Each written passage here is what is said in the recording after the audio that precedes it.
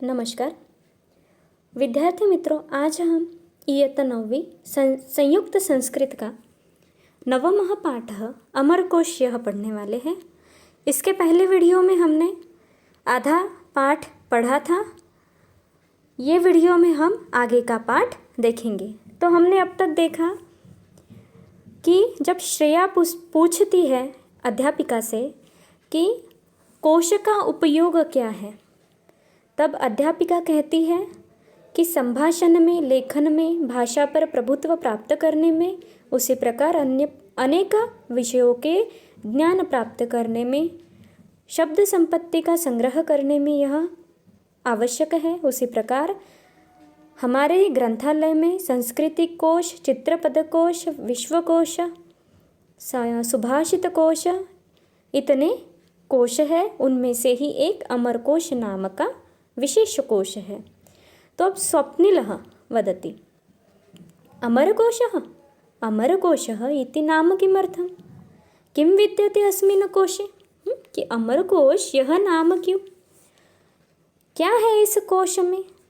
अध्यापिका एषः संस्कृत शब्दानां संग्रह ग्रंथ, यह संस्कृत शब्दों का संग्रह ग्रंथ है। अमरसिंह नाम पंडितः एतस्य रचयिता, अमरसिंह नाम के जो पंडित थे उन्होंने इसकी रचना की है। अतः कोशस्य नाम अमरकोशः इति, इसलिए उनके नाम पे से इस कोश को, इस संग्रह को अमरकोश कहा जाता है। पुरातन काले यदा छात्राः अध्ययनार्थं गुरुकुलं प्रविशन्ति स्म, तदा अध्ययनारंभे ते अमरकोशः कंठस्थं कुर्वन्ति स्म, यानी कि पुरातन काल में, प्राचीन काल में जब छात्र अध्ययन करने के लिए गुरुकुल में जाते थे, तब अध्ययन के आरंभ में, शुरुआत में वह अमरकोश याद करते थे। अधुना अपि तथैव प्रवर्तते, अभी भी ऐसा ही होता है। आर्या वदति साश्चर्यं किं कोशः कंठस्थीकर्तुं शक्यः, आश्चर्य से कहती है ये कोश कैसे याद किया जाता है, शक्य है ये याद करना। तेन कः लाभः भवति, उससे क्या लाभ प्राप्त होता है, क्या लाभ होता है। अध्यापिका अथ किम, हाँ, अध्यापिका कहती है हाँ, निश्चित पद्यमयः एषः ग्रंथः गेयः, पद्य में यह ग्रंथ गेयतापूर्वक गाया जाता है। अतः श्लोकानां सुभाषितानां पठनम् इव तस्य कंठस्थीकरणम् अतीव सुलभम्। उसी प्रकार श्लोक याद करने में, सुभाषित पढ़ने में यह बहुत ही सुलभ जाता है। अगर हमने अमरकोश याद किया, कंठस्थीकरण अगर किया, तो श्लोक और सुभाषित पढ़ने में यह अतीव सुलभम, यानी कि बहुत ही आसान जाता है। तत्र एकस्य शब्दस्य कृते नैके समानार्थ शब्दाः वर्तते, उस ग्रंथ में एक शब्द का अनेक समानार्थ शब्द है। किश्चित् एकस्य शब्दस्य नैके भिन्नाः अर्थाः अपि वर्तते। तो कुछ शब्द ऐसे हैं कि एक ही शब्द के अलग अलग अर्थ भी वहाँ पर उस अमरकोश में है। अतः तस्य पठनेन अस्माकं शब्द संपत्तिः वृद्धिं गच्छन्ति।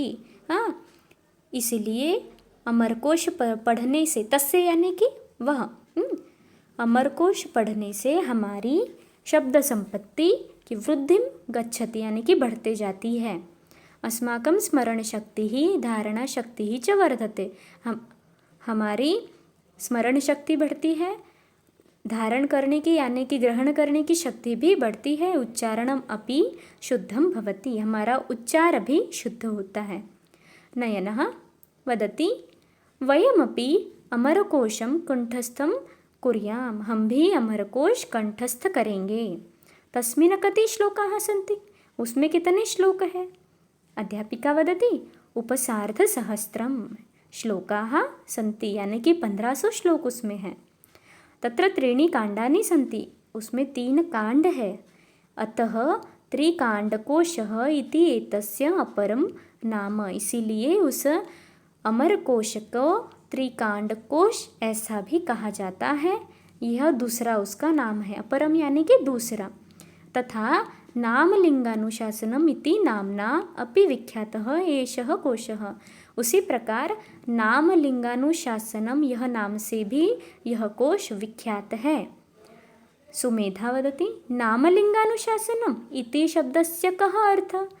नामलिंगानुशासनम, इस शब्द का अर्थ क्या है?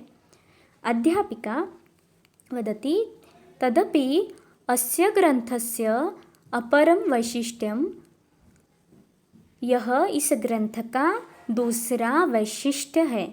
अत्र न केवलम समानार्थक शब्दः, इसमें न केवल समानार्थ शब्द है, अपितु तेषां लिंग निर्देशः कृतः, उनके उन शब्दों के लिंग निर्देश भी यहाँ पर किए गए हुए हैं। जैसे पुल्लिंगी शब्द है या स्त्रीलिंगी शब्द है या नपुंसकलिंगी शब्द है, यह भी अमरकोश में बताया गया हुआ है।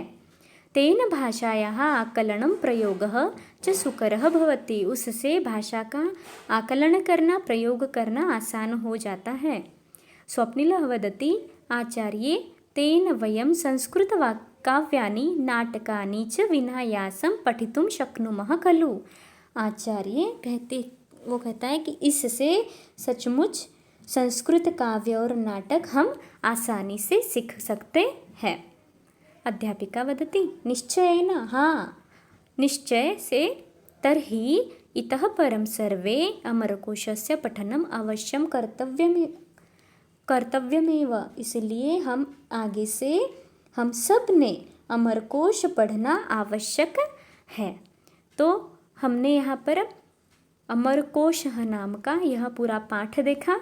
आपको विद्यार्थी मित्रों यह पाठ पढ़ना है, उसी प्रकार यहाँ पर भाषा अभ्यास दिया गया हुआ है, यह भी आपको पूर्ण करना है। धन्यवाद।